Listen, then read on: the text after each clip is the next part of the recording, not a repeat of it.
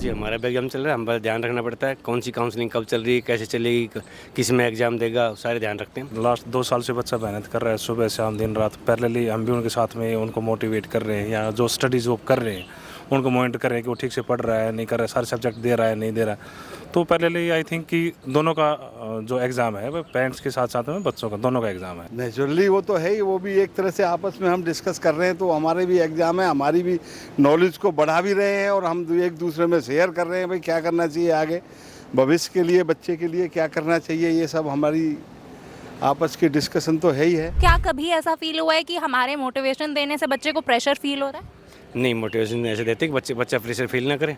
हम तो मोटिवेशन ये कहते हैं कि भाई ध्यान दो आराम से, जितना उसके उतना कार्रवाई करो और बाकी सफलता मिलेगी। तो हम तो डिप्रेशन में बच्चा आता तो निकालते और वापस पेरेंट्स का बड़ा रोल है। बच्चा डिप्रेशन में आ जाएगा, बच्चा आगे कुछ कर नहीं पाएगा, तो पेरेंट्स मोटिवेशन करके बोलेगा भाई इसमें नहीं तो कोई और अच्छा काम करेंगे और दूसरी फील्ड देखेंगे। तो मोटिवेशन पेरेंट्स का बहुत रहता है इसमें। मेरे हिसाब से तो 100% पेरेंट्स जान जाते हैं, उनको ध्यान भी रखना चाहिए कि उसका ध्यान क्या है, और उसका ध्यान कहीं गलत है कि भाई परेशान है तो हमें उस पर मोटिवेट करके उसको बूस्टअप करना चाहिए। एक्चुअल में क्या है, प्रेशर तो बच्चे पे होता ही है ज़्यादा। वो आपस में आजकल इतना कंपटीशन बढ़ गया है कि जिसकी वजह से वो दूसरे बच्चे को देखता है कि उसके 99 आ रहे हैं और मेरे 97 रह गए हैं, तो देखो प्रेशर तो उसके ऊपर है ही है, हाई प्रेशर में तो रहता ही है बच्चा। पर हम उसको ये कोशिश करते हैं कि इसको प्रेशर से बाहर निकालें बच्चे को। जब तक प्रेशर से बाहर सही ढंग से नहीं निकलेगा बच्चा पढ़ाई नहीं कर पाएगा। देखो इमोशनल सपोर्ट तो ज़रूरी है, पेरेंट्स तो देखो इमोशनल सपोर्ट तो करेंगे ही, जब ही बच्चा आगे बढ़ेगा। बच्चे के अंदर देखो ये तो थोड़ी जनरल नॉलेज में और भी कई जगह पेपर दे के आया है, हालांकि एडवांस का भी दिया है और भी दे रहा है, तो नॉलेज तो बढ़ती है। बच्चे को जैसे ही नॉलेज बढ़ेगी और हो सकता है क्या ग्रोथ निकले उसके अंदर से आके। पर अभी मेन हमारा फोकस यही है कि एडवांस की अच्छा इसका नंबर आ जाए तो कहीं आईआईटी इसको बढ़िया मिल जाए। नहीं, मोटिवेशनल तो मोटिवेट ही होता है, पैसा तो फील नहीं करता। एक्सपेक्टेशन बहुत ज़्यादा करते हैं तो पैसा फील करता है। नहीं, पूरा सपोर्ट करना चाहिए क्योंकि बच्चे बहुत मेहनत करते हैं। उन्हें तो लगता है कि हम अच्छा करें, लेकिन पता है कभी कभी लक भी होता है ना एक, तो पेरेंट्स को तो करना चाहिए क्योंकि बच्चे बहुत नर्वस हो जाते हैं, क्योंकि जब उनका इस नंबर आता है तो उनको कैसा फील होता है, वो तो सोचते हैं कि नहीं अच्छा हो, लेकिन अगर ख़राब हो जाए तो बच्चों को तो बहुत लगता है। तो पेरेंट्स को साथ देना चाहिए। सबसे बड़ी बात है कि आप जब 10th के बाद में 11th से जब बच्चे को स्टार्ट करवाते हैं तो उसको डिसिप्लिन करना पड़ेगा स्टडीज़ के लिए। वो कम से कम उसको 6 to 7 आवर्स की सीटिंग चाहिए। अगर आपको कोई भी कम्पिटिटिव जे एडवांस जैसा आप एग्ज़ाम दे रहे हैं तो उसको कंटिन्यूशन चाहिए, डिसिप्लिन चाहिए। पहले आपको उनके साथ साथ उसके मेंटल स्टेट के लिए वो खेल रहा है, कूद रहा है, या जो उसका खाना वाना है डेली जो रूटीन से वो ठीक से फॉलो कर रहा है कि नहीं, तो हमको वो भी मॉनिटर करना है। तो वो सब अपने देखते हैं उनके साथ में। जब उसको जो एक उसके साथ के बच्चों का एक बैच मिलता है तो मतलब पढ़ाई में चेंज तो आता ही है मैम। जब 9th में एडमिशन हुआ था इतना सीरियस नहीं था, उसके बाद उसे कंपटीशन मिला तो आगे उसे पढ़ाई में इंटरेस्ट आया और अच्छा किया उसने। तो आपको क्या लगता है कि कंसिस्टेंसी मतलब हर रोज उतने ही घंटे पढ़ाई को दे पाना या फिर इंटेलिजेंट होना क्या ज़्यादा एडवांटेजियस है? देखो इंटेलिजेंट टाइमिंग मटेरियल जो आप ले रखा है उसके हिसाब से आपकी प्रैक्टिस बहुत ज़रूरी है। इंटेलिजेंसी तो अगर आप कोई पढ़ के आए हो और उस दिन वो एग्ज़ाम में ना आए तो इंटेलिजेंसी इतनी मैं नहीं समझता। मटेरियल प्रैक्टिस जो सबसे मस्ट है। पहले के समय में अभी में क्या है ना, बहुत ऑप्शन है। अगर ये नहीं किया तो बच्चा अगर होशियार है तो कुछ ना कुछ तो कर ही ले। इस पूरी जर्नी में एग्जाम क्रैक करने की जिद या फिर हर रोज कंसिस्टेंट रहना, मेंटली प्रिपेयर्ड रखना खुद को, क्या ज़्यादा जो है मतलब स्ट्रगल वाला काम है? कंसिस्टेंट रखना। कंसिस्टेंसी। एग्जाम क्रैक करने में कंसिस्टेंसी या इंटेलिजेंस क्या ज़्यादा मैटर करता है? दोनों ही मैटर करते हैं। तो आपको क्या लगता है कि 7वीं 8वीं से जो आपने शुरुआत करवाई इसका कितना बेनिफिट आपको इस चीज़ में मिला? जरूर मिला है ताकि इसी का दिन है कि आज बहुत ज़्यादा नंबर नहीं है लेकिन 99.16 परसेंटाइल बच्चा नंबर लाया है। और कोई भी टेस्ट देता है तो उसका अच्छा रिजल्ट, अच्छा नंबर आता है। बहुत सारे टेस्ट देता है बच्चा कोचिंग वगैरह का, तो उसमें उसका अच्छा रिजल्ट आता है। ये कैसे हम डिफाइन करेंगे कि ये एक अच्छी किताब है? देखिए, सबसे बड़ी बात है कि ब्रांड को हम इसलिए ब्रांड को पसंद करते हैं कि ब्रांड ऐसे नहीं बनता है। ब्रांड कुछ ना कुछ रिजल्ट दिया है पहले, तभी वो ब्रांड बना है। तो उसको देखते हुए हम लोग ब्रांड को चूज करते हैं कि नहीं ब्रांड है तो कहीं ना कहीं उसमें खासियत भी है, तभी ब्रांड बना है। और उसका रिजल्ट मिलता है। बेसिकली उसका प्रीवियस रिजल्ट इंस्टीट्यूट का कैसा रहा, बच्चे का सिलेक्शन रेशो क्या रहा, और उसके अलावा जो माउथ टू माउथ एडवर्टाइजमेंट होता है उसको भी कंसिडर करते हैं, और वहाँ की फैकल्टी क्या है, ये सब मैटर करते हैं। पहले तो बताना चाहूँगा कि बच्चे को ना सेल्फ स्टडी बहुत ज़रूरी है जी। सेल्फ स्टडी के साथ जो स्टडी मटेरियल है वो डिपेंड करता है कि आप किस इंस्टीट्यूट से जुड़े हुए हो या कौन से राइटर की बुक ले रहे हो, तो ये मैटर बहुत ज़बरदस्त करता है।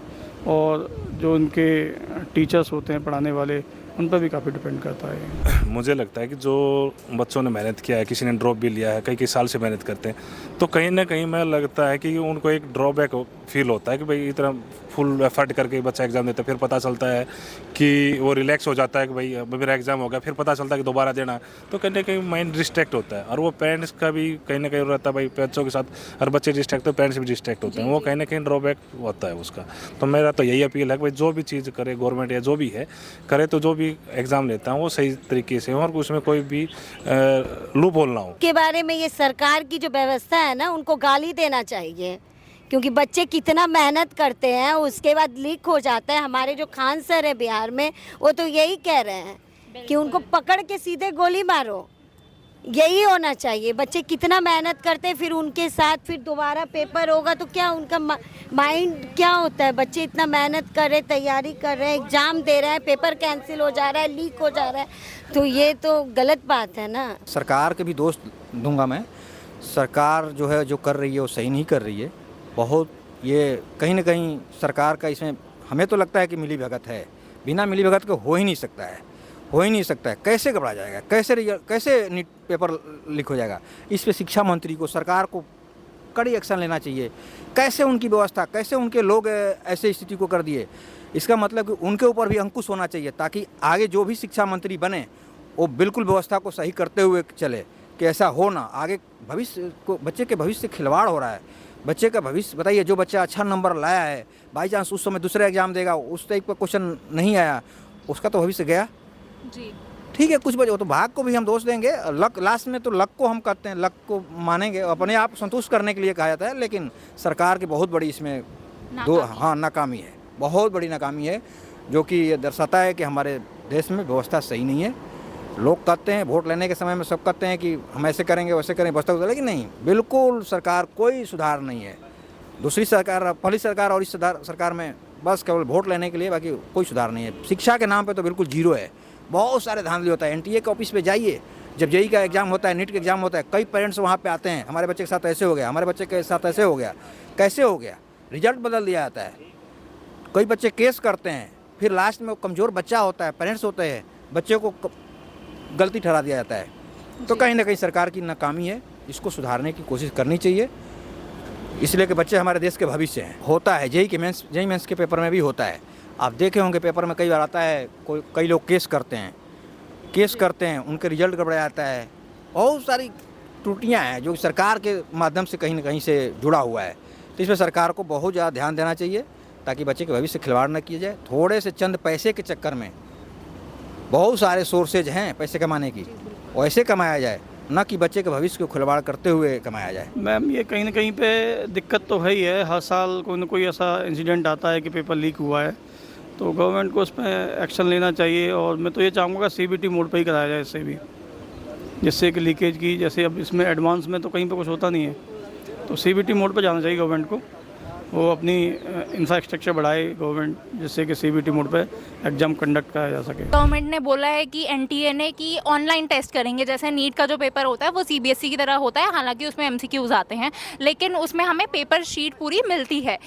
लेकिन जो बाकी कंप्यूटर बेस्ड टेस्ट होते हैं, तो आपको क्या लगता है कि इससे पेपर लीक की जो समस्या है, इस तरीके की समस्या से मतलब राहत मिलेगी या नहीं मिलेगी?